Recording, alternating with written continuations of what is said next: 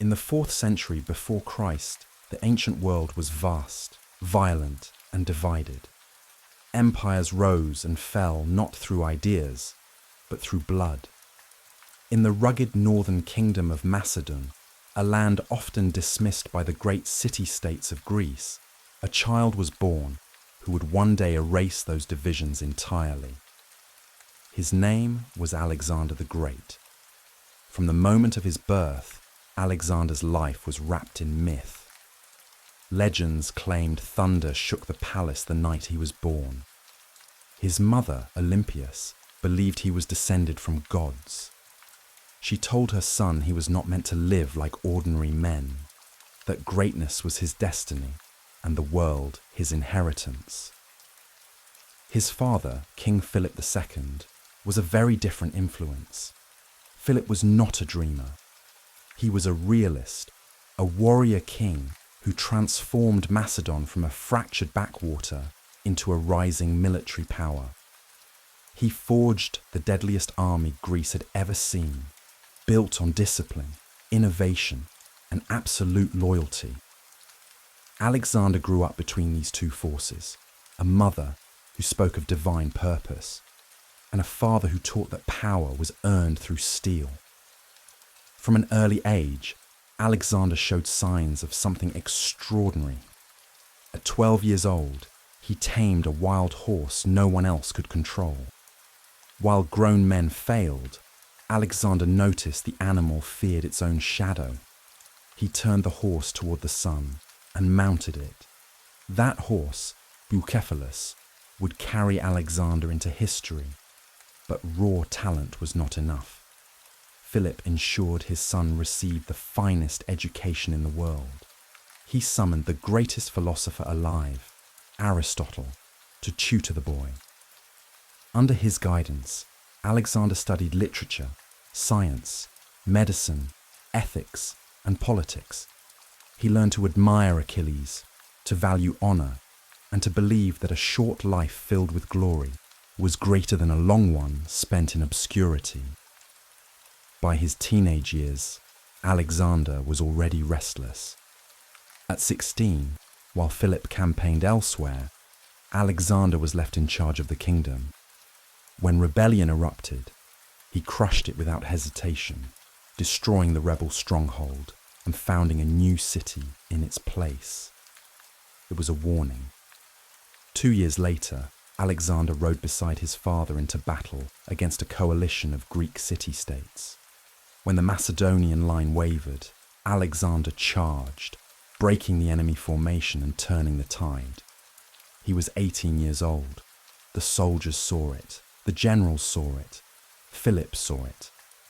Alexander was no longer a prince in training.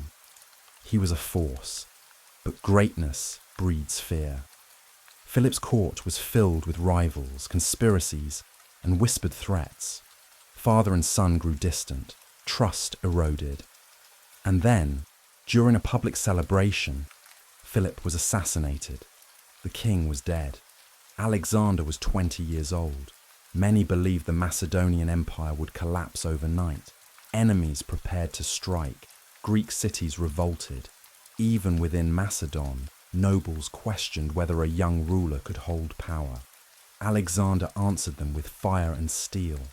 He moved faster than anyone expected, executing rivals, securing loyalty, and marching south. When the great city of Thebes rebelled, Alexander destroyed it completely, sparing only temples and children. The message echoed across Greece: resist and be erased. With the Greek world subdued, Alexander stood at the edge of something far greater. Across the sea lay Persia, the largest empire the world had ever known. Its kings called themselves rulers of the universe. Alexander called it his next target. He did not intend to rule Macedon. He intended to surpass all who had ever lived.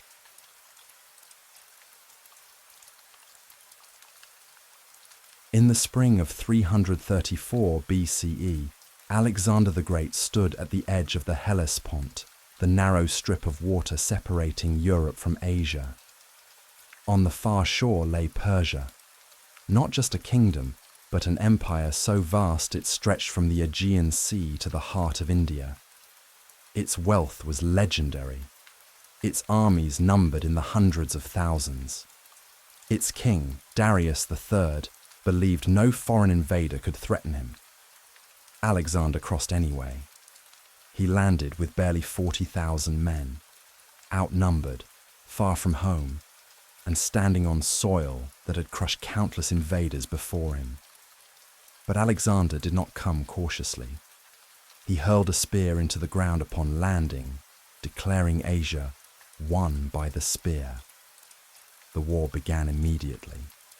At the Battle of the Granicus, Persian cavalry blocked his advance. Alexander led the charge himself, riding straight into the enemy line. He was nearly killed, saved only by a companion who struck down a Persian noble mid-swing. The Persians fled. It would not be the last time. City after city fell. Some surrendered, others resisted, and paid dearly.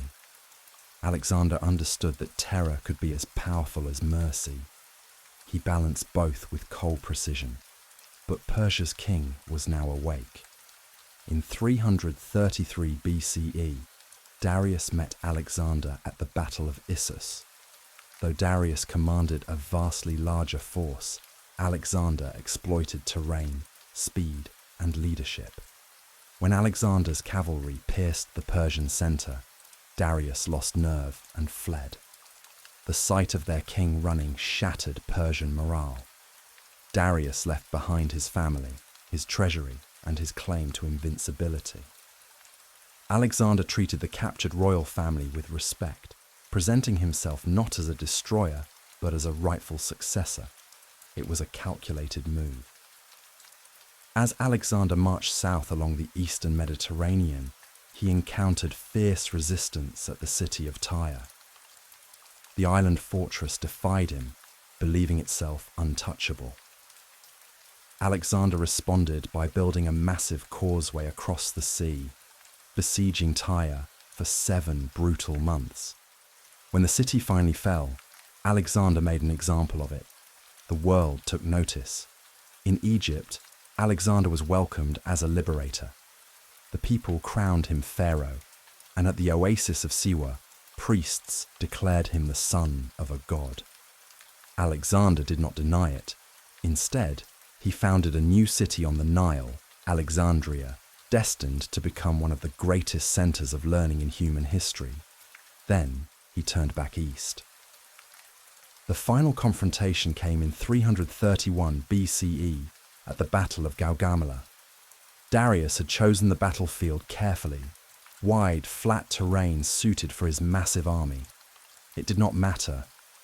Alexander attacked with surgical precision.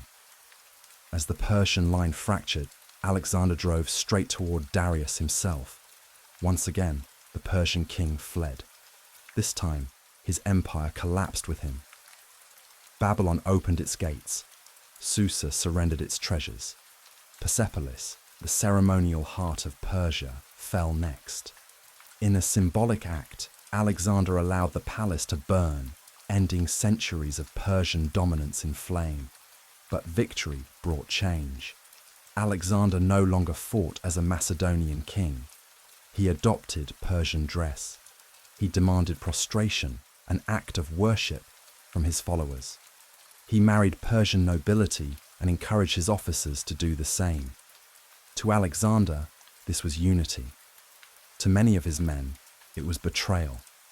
Paranoia grew. Old friends were executed. Trust evaporated. The army marched on, but the distance between king and companions widened with every step. Still, Alexander refused to stop. He crossed mountains, deserts, and rivers thought impassable. He pushed his army into Central Asia and beyond, into India, facing war elephants and unfamiliar enemies. At the banks of the Hyphasis River, his soldiers finally refused to go farther. For the first time in his life, Alexander was told no. He turned back, but not in defeat. He returned undefeated. ruler of the largest empire the world had ever seen. Yet conquest had changed him. The greatest danger no longer lay ahead. It waited within.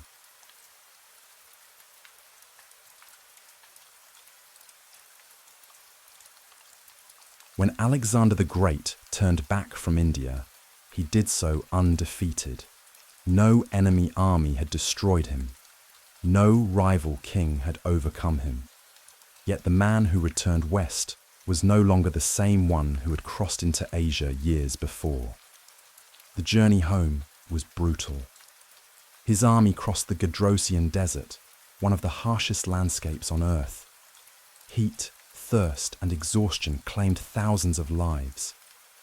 Some believed Alexander chose this route deliberately to prove he could succeed where even Persian kings had failed.